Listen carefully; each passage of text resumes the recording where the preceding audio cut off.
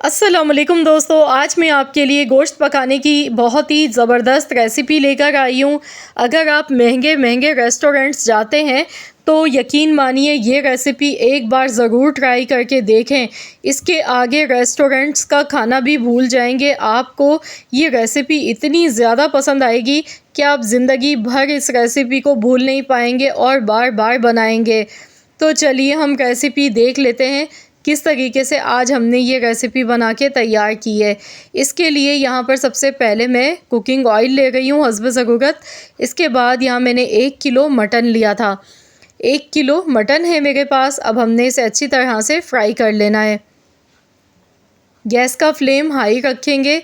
High flame पर गोश्त को हमने फ्राई करना है।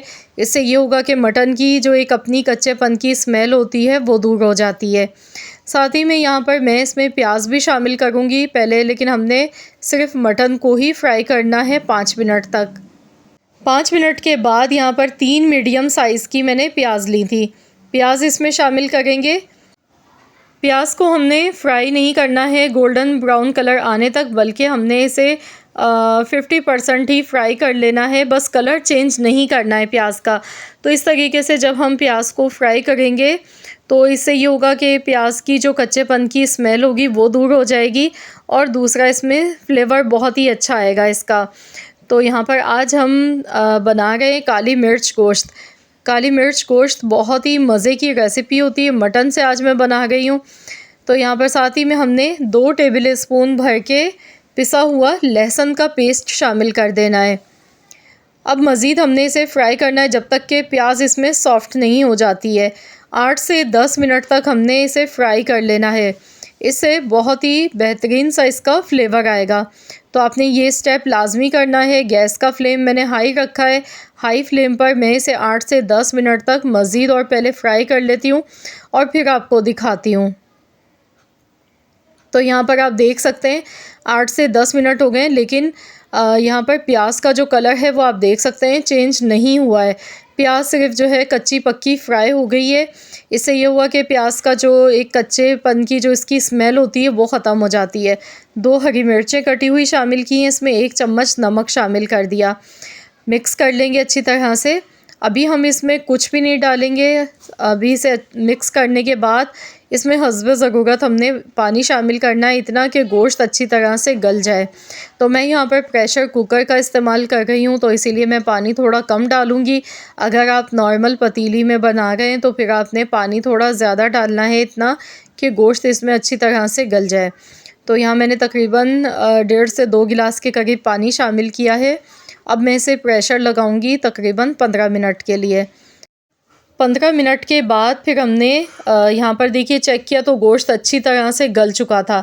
अब इसमें 1 टीस्पून भर के पिसा हुआ ज़ीरा, 1 टीस्पून साबुत धनिया कुटा हुआ शामिल कर देंगे।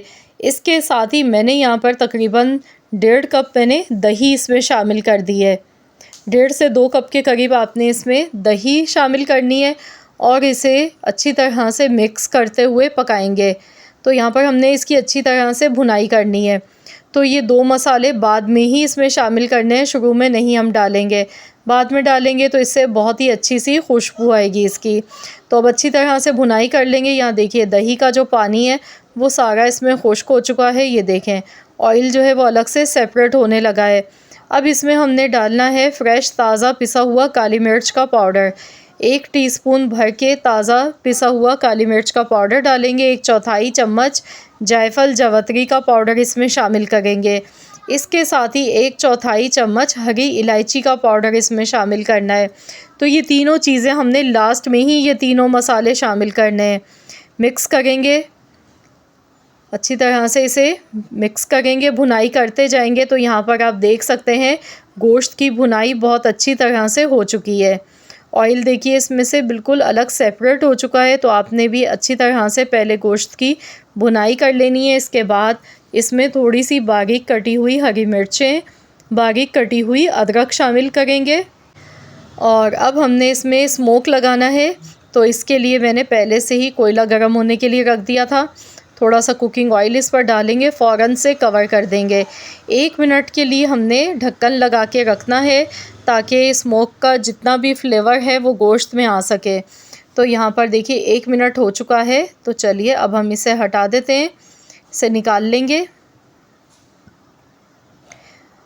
तो यहाँ पर देखिए माशाल्लाह अल्हम्दुलिल्लाह इतनी ज़बरदस्त खुशबू आ गई है। ये देखें काली मिर्च गोश्त बनके हमारा बिल्कुल रेडी हो चुका है। ये देखें बहुत ही ज़बरदस्त ये बना है।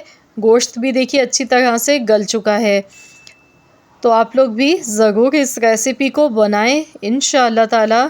यकीन मानिए इस रेसिपी के आगे अगर आप रेस्टोरेंट्स जाते हैं, वहाँ जाके आप काली मिर्च कढ़ाई खाते हैं तो वो भी आप लेकर खाना भूल जाएंगे, क्योंकि घर पर ही इतना मज़ेदार आपको जायका जब खाने को मिलेगा तो किसका दिल चाहेगा महंगे महंगे रेस्टोरेंट्स जाने का। तो आप ये दावतों के लिए भी बना सकते हैं या फिर अपनी फैमिली के लिए बनाएं। ज़रूर बनाएं, ट्राई करें इस रेसिपी को और अपना फ़ीडबैक मेरे साथ ज़रूर शेयर कीजिएगा।